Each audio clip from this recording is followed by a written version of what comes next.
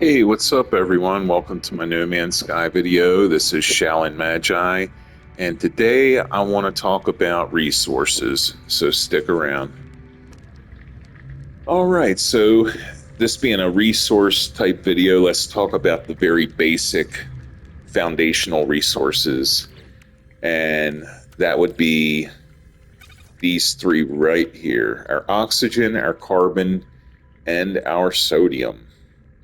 Also, we have our condensed carbon and our sodium nitrate, which will accomplish or do the same thing that these do, right? For the most part, most of the time, there are a couple situations where if something, if you need something that calls for carbon, you're not going to be able to use condensed carbon. And like, here's a good example: anything you need to build with wood is not going to condensed carbon's not going to cut it.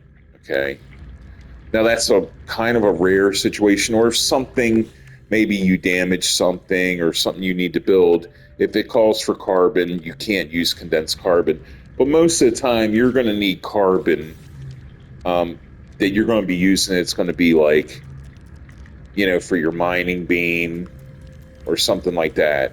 Whereas if your mining beam, you need to charge it, you can use carbon or condensed carbon.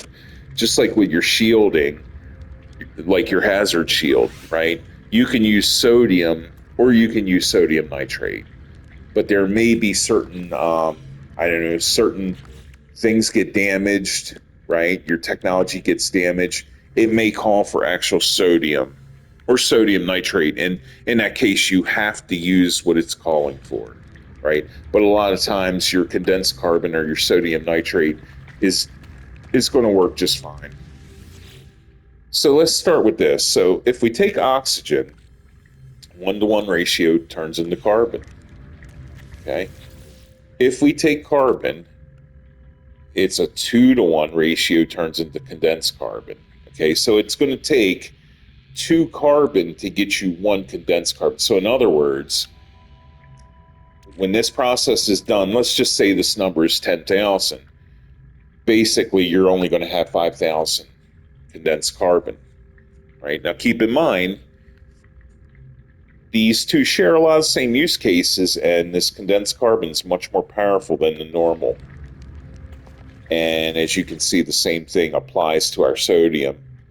Um, 2-to-1 ratio, so not so favorable. So if we thought of this number as just 2,000, once you put this in the refiner, it goes through a process, you're going to have 1,000. You're going to have half that number, right? Now, there's some things we could do to help us out, right? We can add a little bit of oxygen into this mix, and that's really going to help us out. So we got a 2-to-1 ratio right here. So if we add oxygen, that helps us out quite a bit, right? So not only, I mean, it would be great if the oxygen basically gave us an even, right? An even amount. That would be enough to be happy about. But it really jacks this process up, and you could say it pretty much just doubles it, right? A little more than double. But now at this point, it takes two oxygen and two carbon to make five condensed carbon. Right now, this is important because let's look at the next step, right? So now we're making double the amount of the more powerful element, right? Now, what happens if we take the more powerful of the element and we just put it in the refiner by itself? Well, we get a favorable ratio. One condensed carbon is going to make two normal carbon, right? So, in other words, if you start out with like 10,000 carbon, right? I know the number's not 10,000, but let's just say this is 10,000 carbon, right? And you added your oxygen to that mix, okay? I'm not going to get into the fine details of this, but essentially, if you started with 10,000 carbon, you're basically getting a little more than 20,000 condensed carbon. All right. Now keep that 20,000 number in mind, right? So when you get over here, let's say that this is actually 20,000 carbon, well, 10,000 carbon. Let's say it's 20,000. Without adding any oxygen whatsoever, you're going to get double the amount of actual carbon. So if you started with 20,000, then that means you're going to get 40,000, a little more than 40,000 of the actual carbon. Okay. So you can keep ramping this process up. I mean, you could actually take the more powerful version of carbon, which is condensed carbon, already a favorable ratio, and now you can add oxygen to that, and then it's off to the races, right? It's off the charts. Now it's a 1:6 ratio in the condensed carbon, where it's going to take 2 oxygen, but now you're jacking up wood. So if we end up with 20,000 carbon, and basically do the math, right? You're getting 6 times more. So it's pretty insane, right? What you can do with just these simple resources. Now, a similar thing kind of does apply to the sodium. It's not as crazy, but what is the similar thing is if this number was 2,000 here, it's close enough to 2,000. It's going to take 2 sodium to make 1 sodium nitrate, right? So at the end of the day, when this process is done, this goes from 2,000 and this becomes 1,000. Now, the 1,000, it's a more powerful version of it, but if we take and add oxygen to this, we can see that now it takes it down to a 1-to-1 ratio, which is favorable, right? So we can take the sodium, right, which is not as powerful as sodium nitrate, right? We can add our oxygen,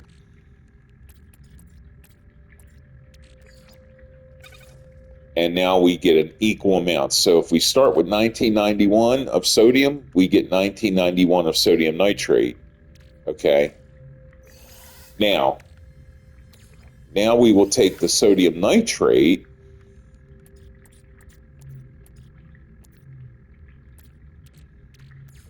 if we add sodium nitrate to the mix, we get a favorable ratio 1-to-2. Right, so if we wound up getting 2,000 sodium nitrate, when we put the sodium nitrate in here, now we've got 2,000 sodium nitrate. Now we're going to get 4,000 sodium, right? And you can repeat the process. Now, oxygen in this case doesn't really do anything for you, okay? It doesn't help, right? But, in most of the cases, oxygen really supercharges everything. So that's basically the first foundational basic elements of the game: your oxygen, carbon, and sodium, as well as the 2, more potent versions of carbon and sodium. So that is, part 1 of the video. All right, stick around. Okay, welcome back. Now let's cover the next category of items, and that's going to be our iron, our different types of iron. And this one should be pretty quick because I'm only going to talk about these 3 right here. We've got our rusted metal. I am missing a very obvious one, aren't I? Our ferrite dust, right? So we've got our rusted metal, we've got our ferrite dust, we've got our pure ferrite, and then we've got our magnetized ferrite, right? And I'm sure most of you who play, even if you've played for a very short time, you know that if you put rusted metal in the refiner, you're going to get ferrite dust, and you're going to get it at a favorable ratio, 1-to-2. Okay. Now, I don't know of any catalyst that helps this out. This is what it is, right? And then, of course, you learned early in the game, because you had to repair your pulse engine. If you put ferrite in your refiner, you get a equal ratio of pure ferrite from ferrite dust. Okay, so that's cool. That works out. And then, of course, obviously, the next step is when we take normal pure ferrite, that'll turn into magnetized ferrite. However, at a less favorable ratio. Now, I'm not sure. Let's look and check this out while I'm here, actually. What happens if we add ferrite dust? Nothing.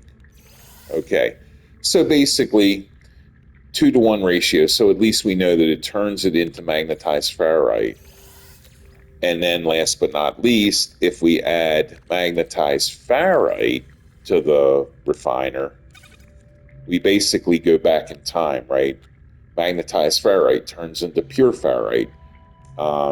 It's a favorable ratio, only takes one magnetized ferrite to make 2 of these. So you can see how, it works in conjunction. It's the opposite. So really, that's about it as far as the irons go. Now, later on, when we talk about some of the other elements, we will be talking more about these irons, right, and how they relate. But as far as the iron section, that pretty much concludes it. So stick around, and I'll see you in the next one. Okay. So we're back, and we're going to move on to the next section, and I'm kind of dreading this one because this section is the largest of all the sections, and it covers a lot. So I'm going to try to really just run through this to the best of my ability.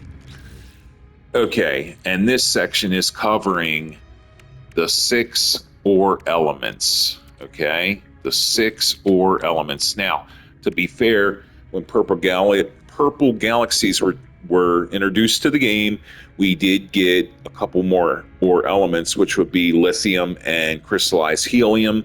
However, they are, if we compare them to these, they're incomplete. They don't do as much, and they're used so rarely in the game as far as repairing and building stuff that I'm not even going to really talk about them. So let's hurry up and get with these. So let's talk about the first thing.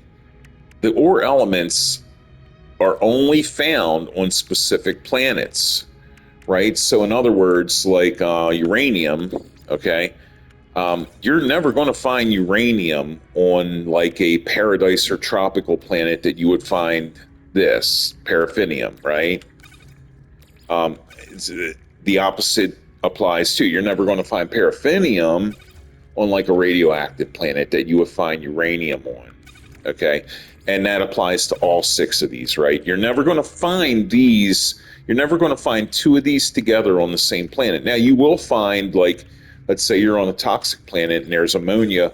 You'll find silver, gold. You'll find like copper, right? You may find magnetized ferrite. You'll find other ore, but you're not going to find the elements being mixed. So each one of these are going to be on a specific planet type, right?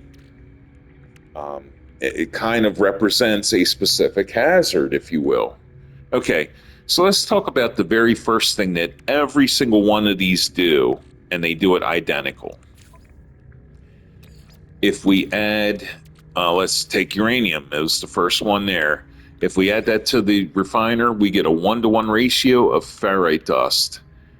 This is incredibly helpful because you will see as you progress in the game, you're going to spend less time running around on planets shooting up little pebbles to accumulate ferrite dust, because maybe you're the type of guy or girl that likes to build with alloy. And as you can see, ferrite dust is, right? You're going to need a lot of it. You're also going to need a lot of ferrite dust for a lot of things like, like your supply depots and pretty much anything that requires metal plating. So you're going to need a lot of ferrite dust. So if you have a mine, right, like a mining base, and it has one of these elements you're mining, then you probably are going to have a pretty good amount of supply of ferrite dust whenever you need it, right? You could just simply take whatever ore of these you're mining and throw it in the refiner and you're good to go. All right. So that's kind of the first use case or usefulness of this. Now, the second one is what's interesting is I have these in a certain order, okay? As you can see, I've got pyrite, paraffinium, ammonia, dioxide, phosphorus, uranium.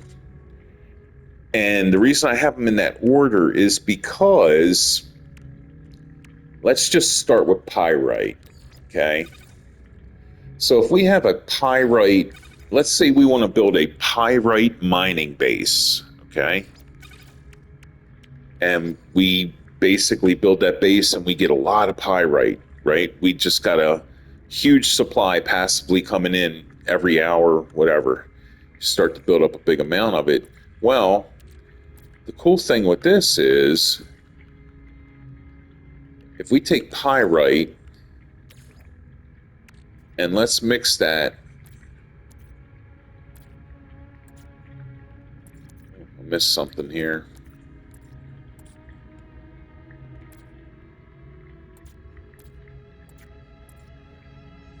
Let's mix that pyrite. Wow. With straight up ferrite dust, okay?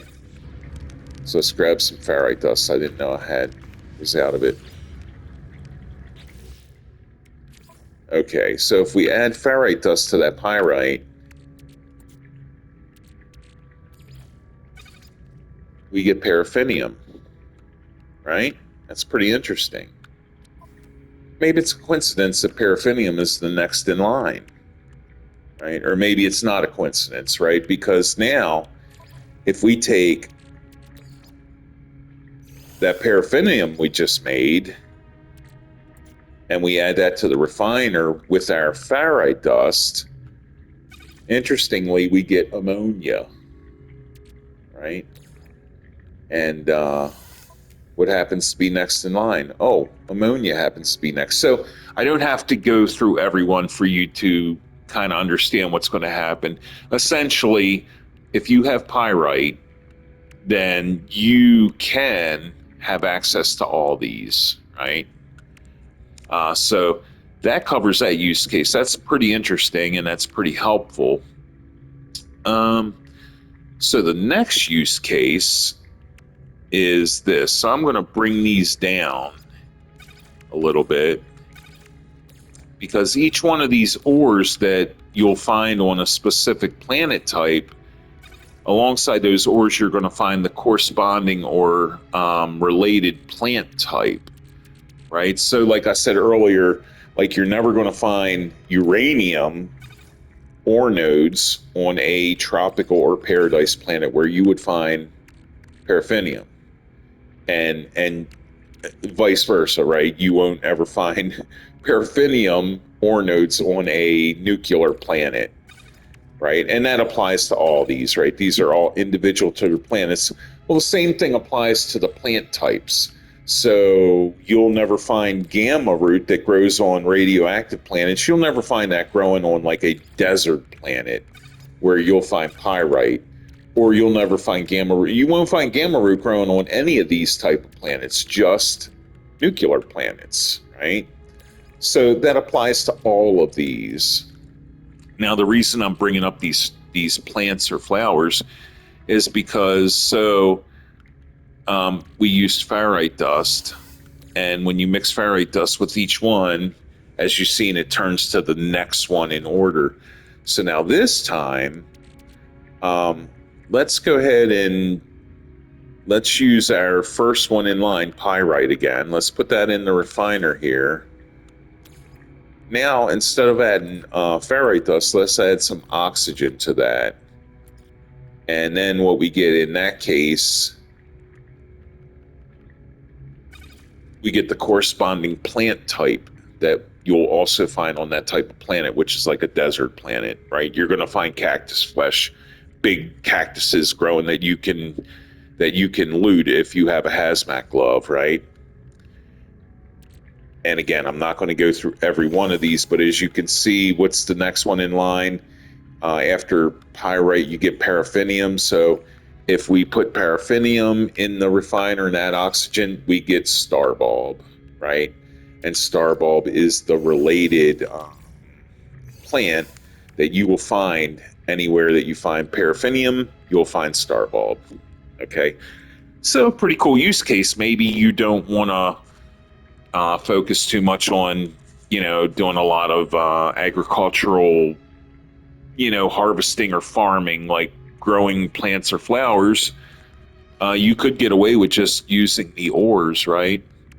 I would suggest maybe having some farming or growing plants, just because eventually you are going to build this device in the game for money. And if you look at the value, it's pretty good, right? 15.5 million. And this is what it takes to make that device. Huge amount of stuff.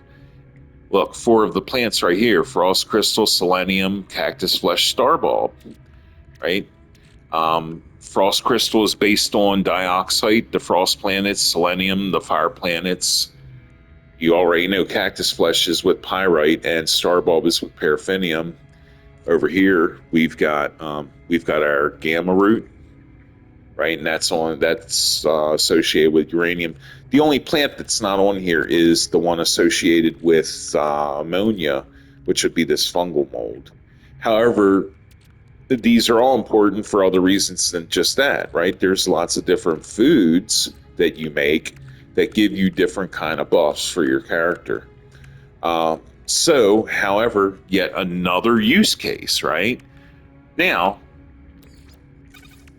the next category of use cases these elements have only apply to these 4, right? So our ammonia, dioxide, phosphorus, and uranium, and that is going to be our specific hazard shields. Right now we have 5 hazard shields, but really this underwater shield, it just takes oxygen or life support gel, right? You get oxygen everywhere.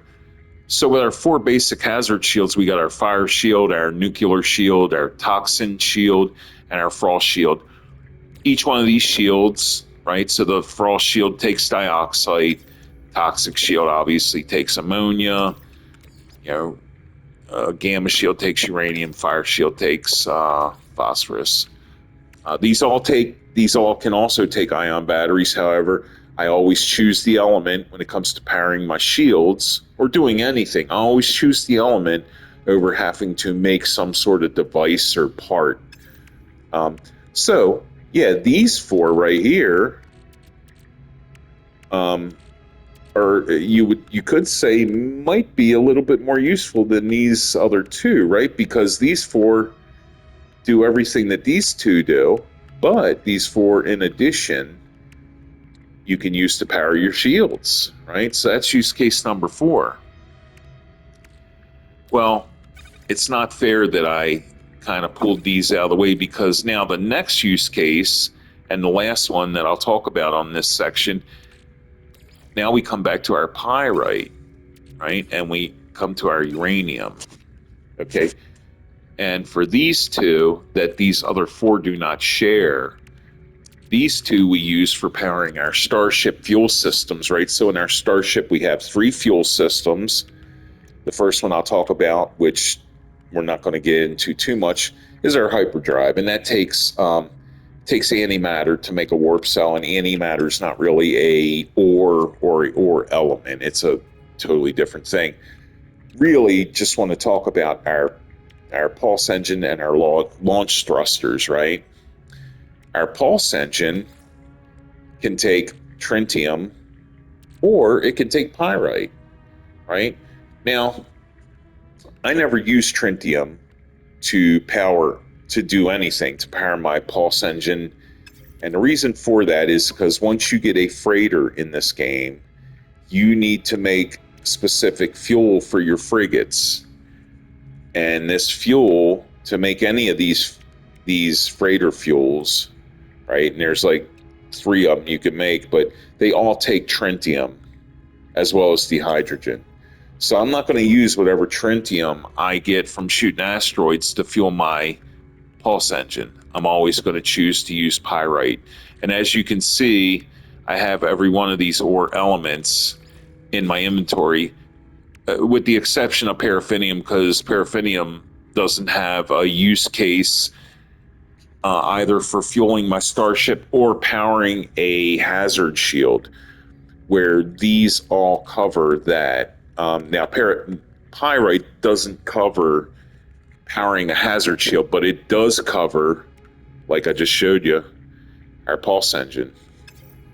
Now, with our launch thrusters, I can't show you because they're full, but our launch thrusters either use Starship launch fuel, which you've probably made quite a bit of, right? Or it uses uranium. And again, when it comes to fueling any kind of fueling any engines, or it comes to powering a certain, hazard shield, I'm always going to use the raw naked element. So in the case of launch thrusters, I'm using uranium. And early in the game, it's pretty brutal how fast your launch thrusters go out of fuel. Basically, every roughly 2 round trips, you're going to have to keep filling up your launch thrusters until you start getting some upgrades, right? That like automatic recharging and launch cost bonuses, that sort of thing. But until you get that stuff, this is pretty relentless. So it's always nice to have a little bit of uranium and a little bit of pyrite in your starship. Okay. Now I have a whole lot of inventory space, so I keep I keep a lot of this stuff on my person, and I keep it in my starship. So let's see. That pretty much covers the ore elements part of this section. These things really are the most, most useful, most valuable of everything we will be talking about today. I think, if you want to make it a contest, uranium basically comes out the winner, right? Because it covers everything that these other 5 cover, right? Now, you might say, well, what about pyrite? That works for fueling your starship. Yeah, it does, but it doesn't have a shield associated with it, right? Now, again, at the end of the day, I'm not like, oh, well, I don't think I'll carry pyrite because it will, it basically, these are very useful elements in the game itself. And maybe do what you can to be able to carry these with you, right? Early in the game, like I said, you don't have all this inventory space, so there is an argument to be made, but I think, it's not too hard getting exosuit inventory space, and certainly once you get these 4 shields, you should absolutely be carrying the elements. Maybe the pyrite you wouldn't carry with you. You would just keep that specifically in your starship, right? But the other 4, the other 4 that you'd be carrying on you, yeah. So anyway, that is the ore elements. Pretty huge amount of use cases. So stick around and I'll see you in the next section. Okay, welcome back. So this section, I'm going to talk about the ore metals. The last section we talked about the ore elements. Well, this is the ore metals. And fortunately, this is going to be a lot less information, so it should go by a little bit quicker. So here are basically your 4 ore metals. We've got our copper, our cadmium, our emerald, and our indium. Okay? And let's go ahead and take a look at what these basically do. So, and again, like every other element in the game, when it comes to our starship, our exosuit, our multi-tool, whatever, maybe we need to repair something, any of these elements, and anywhere from oxygen to you name it, could be used and is useful for that. And also, when it comes to building stuff, concrete, you've got silica powder. Wood, you've got carbon. For alloy, like we shown earlier, you've got ferrite dust. So these all have a lot of importance and use But let's get into the sort of mixing and recipe aspect of this. So if we take our first ore that we probably will, our ore metal that will come across in the game, it's probably going to be copper, and that's what we're going to start with. So if we take 1 copper, we know that that turns into chromatic metal, right? Actually, it takes 2 copper to turn into 1 chromatic metal. So not the best ratio, right? And I don't know of any concoction like adding oxygen, right? That doesn't do nothing. And I don't know, let's say adding like ferrite powder. That creates magnetized ferrite, so that's pretty useful, right? Okay, fair enough. That's not that important though, because you'll see why here in a second. So basically 1 copper, or I'm sorry, 2 copper make 1 chromatic metal. And yes, if we add the ferrite dust, we get an even ratio of magnetized ferrite. Okay, so chromatic metal on its own, add ferrite powder, you get an even ratio of magnetized ferrite. That's with copper. If we move over to cadmium, we get a 2-to-1 ratio, which is exactly the same as copper. It's going to take 2 cadmium to make 1 chromatic metal. And if we add our ferrite powder to that, now all of a sudden we start to get a favorable ratio when it comes to making magnetized ferrite, right? Now it's not 1-for-1. Now it's 1 cadmium, 1 ferrite powder, 1 ferrite dust, make 2 magnetized ferrite. Okay. Obviously, let's go ahead and move to emerald. That's the next step. So now 2 emerald make 3 chromatic metals. So now we're at the first one where we start to get a favorable ratio when it comes to getting chromatic metal. So 2 emerald makes 3 chromatic metal. Awesome. When we add ferrite dust to that, right, we're going to get magnetized ferrite, but now we get a 1-to-3 ratio, right? So that's even better, obviously, than the cadmium's 2-to-1. So 1 ferrite dust and 1 emerald will make us 3 magnetized ferrite. And then last but not least, obviously, if we move over to indium, which is going to be the last of the actual metals that you'll come across as you're leveling up. Okay, so when we put indium in here, we get a pretty favorable ratio, right? It takes 2 indium to make 4 chromatic metal. And then if we add ferrite dust to that, we get a really nice ratio, right? 1 indium, 1 ferrite dust, 4 magnetized ferrite. So that's pretty awesome. I guess the moral of the story here is copper is what it is. It's going to be the first thing you come across. Not too long after that, you will come across cadmium. Now, cadmium is kind of where it starts becoming a little beneficial, not in the sense of cadmium to chromatic metal, right? You're still at a little bit of a loss here, 2-to-1. But when we start jumping into making magnetized ferrite, you're going to be much better off, right? Maybe you might ask, why not just use pure ferrite to make magnetized ferrite? I already know how to do that. Well, you can do that, but then the problem is it's going to take two pure ferrite to make 1 magnetized. So,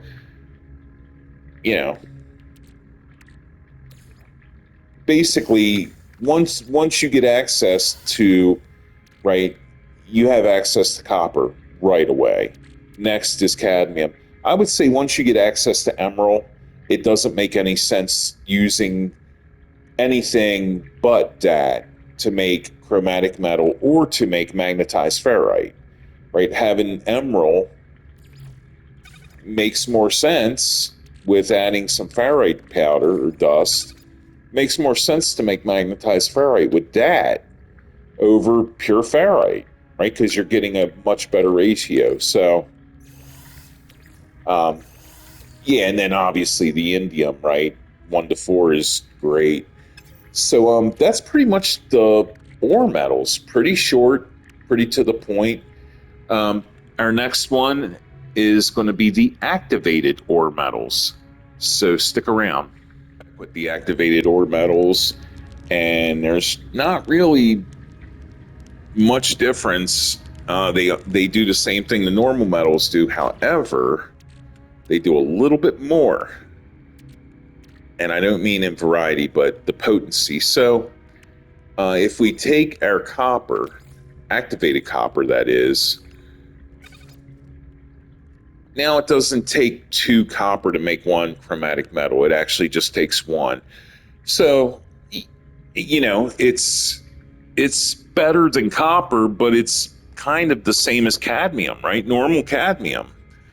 And then if we add our ferrite dust to this, at that point, we get the 1 to 2 ratio. Now, let's go to, obviously, the next in line is our activated cadmium. Activated cadmium gives us a favorable ratio of chromatic metal, right? 1 cadmium makes 2 chromatic metal. And then, as you've guessed it, when you add ferrite powder to that, it's going to give us an even more favorable ratio, 1 to 4. So basically, in this case, 1 cadmium and 1 ferrite dust make 4 magnetized ferrites. So you could kind of think of activated cadmium as being as powerful as normal indium, right? Okay, so that's activated cadmium, 1 to 4. So a 1 to 2 when it comes to making our chromatic metal, and a 1 to 4 when it comes to making our magnetized ferrite. And it gets crazier. So now with activated emerald, we get a 1 to 3 ratio, right, for chromatic metal. And then when we add our dust or our ferrite dust, we get a 1 to 6 ratio. 1 ferrite dust, 1 activated emerald makes 6 magnetized ferrite. Okay, and then last but not least, we've got our activated indium. 1 activated indium is going to make 4 chromatic metals. Okay, if we add ferrite dust to that, pretty insane ratio, right? 1 activated indium and 1 ferrite dust makes 8 magnetized ferrite, right? Now, this has nothing to do with like the activated metal here, but let's say you made a bunch of magnetized ferrite. Now you can go ahead and put that magnetized ferrite in here, right? And that's going to make pure ferrite, right? So with one activated indium, you can make a bunch of magnetized ferrite, and then you can make twice the amount of pure ferrite, right? So that's pretty much it with the activated metals. Not really any difference between the activated metals and the pure metals, except for the fact that obviously the ratios become much more powerful and beneficial.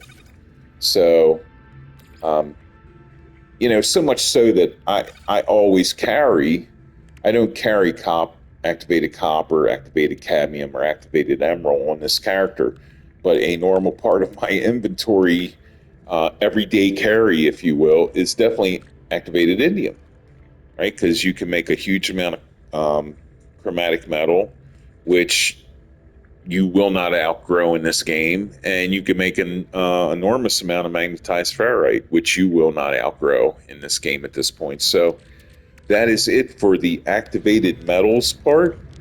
We will be moving on to... All right, I'm back, everyone. Kind of an abrupt ending at the last one because I kind of forgot about this category right here. It's a small category, and it's basically covering our 3 precious metals, right? Our gold, our silver, and our platinum. And let's get right to this. So this is pretty interesting, and it opens up some options here. So if we take our gold, put it in our refiner, we get pyrite, right? At an even ratio, 1-to-1. So, you know, what I was talking about earlier with the ore elements, right? The 6 ore elements, pyrite, paraffinium, ammonia, all that. At the end of the day, you wouldn't need to have a mining base for any of those. You could literally just build a big gold mining base, and that would pretty much give you access to every single ore element and every single ore element plant that comes with that. So that's pretty interesting. What's even more beneficial about this is if we add the oxygen to the mix, okay? We add oxygen to the mix, now we double up. Now we get 2 pyrite for every 1 gold and 1 oxygen. So that's pretty cool. Let's look at our silver, right? Now with silver, we don't get nothing by itself, right? The moment we add our oxygen, however, we get the next in line. We get paraffinium. And we get that at a beneficial ratio, right? 1-to-2. So 1 oxygen, 1 silver, make 1 paraffinium. Okay. Now, with the last one, interestingly, with platinum, we don't get an ore element. We get cash, right? We get nanites. And that's a pretty good ratio, right? 35-to-1. Technically, that's a better ratio than like your runaway mold, right? However, you are going to make way more nanites per hour with runaway mold compared to platinum, right? Just because with platinum, I mean, you're turning silver and gold, which also make platinum. I'll put that in a refiner in a minute here. So you're either putting silver and gold in the refiner to make platinum, then you're taking your platinum and making nanoclusters, or you're in space shooting asteroids, grabbing a bunch of platinum, which could take forever to get a full stack of it doing that, right? Compared to the runaway mold, really all you have to do is have a base, build it around the runaway mold, shoot them up, teleport out, right? Teleport either to another base, which can be on the same planet, same system, or I'm guessing you could teleport to a space station, right? Same planet, same system. Once you teleport back, that runaway mold, those curious deposits will have respawned, and it could only be 2 minutes, right? So you basically killed the curious deposits. You immediately teleported to your other base or maybe the space station. Once you come right back, that mold will be respawned, right? Now, it's not going to respawn if you shoot the mold up, you kill it, and then you walk out of the door of your base and then come back in. It will not be back. But the moment you teleport somewhere, it's back, okay? So just a little interesting thing. However, if you have nothing to do with the platinum, it may be worth it to turn it into nanites over units. I guess it kind of depends what you need at the moment. But so let's take our platinum, or I'm sorry, let's take some of our silver and mix it with gold, and we will get platinum in that scenario, right? And we get it in an even ratio, 1 gold, 1 silver, make 1 platinum, okay? And the last combination that I'm aware of, and it pretty much similar to one of the other ones, we need this refiner, is if we add one of each of the precious metals, right? So we add our platinum, we add our gold, and we add our silver. And we get nanites again, but we get them at, I guess, a more favorable ratio, right? So with the silver and gold, it takes 15 of each of these plus 25 instead of 35 platinum to make a nanite cluster.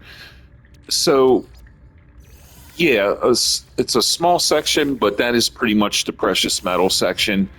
Again, there could be more stuff you can do with these, but this is kind of what I've sort of discovered, and a lot of times I've used a couple of these a lot in my gameplay. So I will see you on the next one. Okay, welcome back, everybody. So let's talk about cobalt, ionized cobalt, salt, chlorine. Okay. So, you know, just like with, let's use cobalt, for example. So if we take cobalt, put it in a refiner, we get ionized cobalt. Obviously, at a less favorable ratio, it takes 2 cobalt to make 1 of these ionized cobalt. And so maybe that means ionized cobalt's more powerful than cobalt. Well, I don't know in that case. However, just like condensed carbon versus carbon, I do know that if you need to make an ion battery, it doesn't really matter if, ionized cobalt's more powerful. In this case, you need cobalt. The reason to make ionized cobalt, aside from the fact that you may have to have ionized cobalt to, I don't know, repair a piece of gear, or maybe ionized cobalt would be used to fix something. So if you want to make ionized cobalt, so you take cobalt. Well, if we add oxygen to that, again, like so many of these other recipes, the ratio doesn't become even, it becomes great, right? Now, all of a sudden, it just takes 2 cobalt to make 5 ionized cobalt alongside 2 oxygen, right? So that's great. Now, let's take both of these out of here. Now let's take our ionized cobalt and throw it in here. Now we get a favorable ratio, or a beneficial ratio. Now it takes 1 to make 2 normal cobalt. So basically, you can keep doubling and doubling your cobalt supply by going through the process of adding oxygen to it. I mean, what happens if we add oxygen to ionized cobalt, right? So now the ratio becomes even more insane, right? Kind of similar to when you add oxygen to carbon and you add oxygen to condensed carbon. And it's a way you can just keep going through this back and forth and end up with a huge amount of these resources that you can basically sell, right? So I don't even have a full stack of ionized cobalt, and you can see it sells for 1 million units, right? So a full stack probably sells for, like, I don't know, 1.5 or something, 1.5 million. So it's a great way to make some money early in the game. And now I wasn't around as early as a lot of the old school guys from this game talk about crashing economies with cobalt, but yeah, you can still make money using cobalt, obviously. So now let's talk about salt. So if we take our salt, put it in the refiner, you obviously see we get chlorine. Again, it's not the most favorable ratio, right? It takes 2 salt to make 1 chlorine. However, again, if we add oxygen to this mix, then it becomes very beneficial. Again, 2 to make 5. Okay, so that's really cool. Now, if we have normal chlorine and we throw it up here in the refiner, we get a 1 to 2. So that's still good. That's beneficial. We get 2 salt for every chlorine in the refiner. But now if we add oxygen to this, right, we get a 1 to 6 ratio with the chlorine to salt, but we're going to need 2 oxygen with that. Now, for me personally, not doing it so... I've got a series I just started here on the channel, Fresh Start, where I'm taking a brand new character and, basically leveling him up or working him up through the game. And I'm on a planet that I have very easy access to salt. And so a couple times I did use the salt to chlorine and adding the oxygen to the chlorine. I did that to start building up my resources, my money, and um, yeah. So this is a great way to build up your units in the game pretty early. I could have did the same thing with the Cobalt, but I've been using that a lot on that character because he's been needing ion batteries, and so I'm just kind of keeping the Cobalt for that purpose. But with the salt and chlorine, I definitely went through a couple times in the refiner to make money. So that's really uh, I guess I should mention this right here, cryophosphate, right? I kind of guess that's sort of in your salt chlorine sort of category. Um, Now I have more of this stuff in my other storage, but I honestly haven't had to do much with cryophosphate. I think one of my exocraft, my little submarine unit, right, the Nautilon, I think that got damaged and it did call for some cryophosphate. So there is use for that stuff, uh, but I guess not enough for me to warrant talking too much about it. Okay, so we will move on to the next part of the video. And right, now we're back with, I guess I would call it the crystallized gases, or I don't know what this category would be, but it's a pretty small category. So anyway, let's dive into it. So this involves our deuterium or dihydrogen, our tritium, and our deuterium. Right now, we all definitely know what the dihydrogen is, the little addictive blue crystals that you wind up shooting. The tritium, you get that from the asteroids, shooting asteroids. Deuterium, that's an interesting one, right? I don't know anywhere where I've been able to get it without making it. Okay, and it's not used a lot in the game, so that's, I guess you could look at that as being fortunate. I think at one time I damaged a piece of tech on either my exosuit, my starship, or my multi-tool, and it called for deuterium, and I was like, I have no idea. So anyway, let's go through the alchemist process here, and let's add a little bit of the hydrogen to our refiner, and we pretty much know what we're going to get, right? We're going to get dihydrogen jelly, but the ratio is pretty terrible, right? 30 dihydrogen to make one jelly. Okay, but when you need the jelly, there's no way around it. You got to use the jelly. However,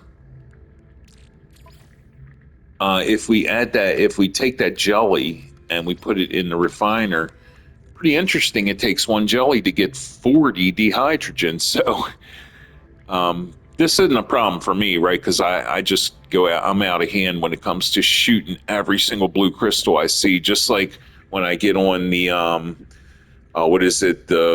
I can't think of the word. It's the planet where the autophages are, and the purple crystals and stuff. Yeah. Pretty addicted to blowing all the crystals up too. So anyway, I mean, you could make a bunch of dihydrogen jelly and then turn them back into dihydrogen to increase the number. I guess it's an option. But anyway, so that's dihydrogen. Now, you could also take the hydrogen, right, and mix it with tritium, and then all of a sudden you get an equal amount of deuterium, right? Now, this is not how I would make my deuterium, because I do not want to use my tritium on anything other than making frigate fuel for my freighter guys, my frigates. So, well, then how do you make deuterium if you're not going to use tritium? Well, pretty interestingly, you can actually use silicate powder, right? Who would have thought? But you put silica powder in there and you get the exact same ratio, right? 1 to 1. So dihydrogen and silicate powder will make you deuterium. And that's about all there is to that. I don't know if deuterium mixed with something else will make something else. If it does, that's awesome. Hey, welcome back, everyone. So we are on the last category, and this is covering like the atmospheric gases. So this should be pretty short and to the point. So and this goes in a specific order, right? So if we have nitrogen and we throw nitrogen in our refiner, we get an unfavorable 3-to-1 ratio, and that will make us some sulfurin. Okay? Now, if we move down the line, if we put sulfurin in our refiner, we get, again, a unfavorable 3-to-1 ratio, and that will make us radon. Okay? Now, interestingly, with radon, if we put that in a refiner, we kind of go in a circle, right? 3-to-1 ratio again to nitrogen. All right. Now, that makes sense, but let's see. So when we add oxygen, right? Now, this applies to all three, nitrogen, sulfurin, and radon. When we add oxygen, it does pretty much what oxygen does to most things. It moves the ratio in our favor. So in this case, it's a 1-to-1, and this will apply if I put sulfurin in there, and it will apply if I put radon in there. Now, interestingly, I can see why it would go. It would go from the last one, which is radon, or over here, radon, to back to nitrogen, right? Because I believe when we got the Purple Galaxies update, I don't know, last year or something, we got new planets types, and we got new resources that come with those planet types, and apparently we got a new gas type that came with those with that update with those planet types, and that is methane. And as you can see, if you put one of each of these in, it would have to be the large refiner. You need 3 spots to work with, but you can see we get methane from the 3 basic gases. Nothing we can do about the unfavorable ratio. That is what it is. But yeah, I just kind of wanted to show that. Now, here's one. Here's a little extra one, I guess you could say. If we just put sulfurin and nitrogen, we get facium, right? So that's pretty much the video as far as the gases go. I don't know of any other concoctions. I've never used any of the concoctions, but yeah. So that covers the 3 gases with the addition of methane. So that is it for the video. I hope everyone enjoyed. If you stuck around through this whole thing, kudos to you. And if you got anything out of it, please like and subscribe, and I will see you on the next one. Peace out.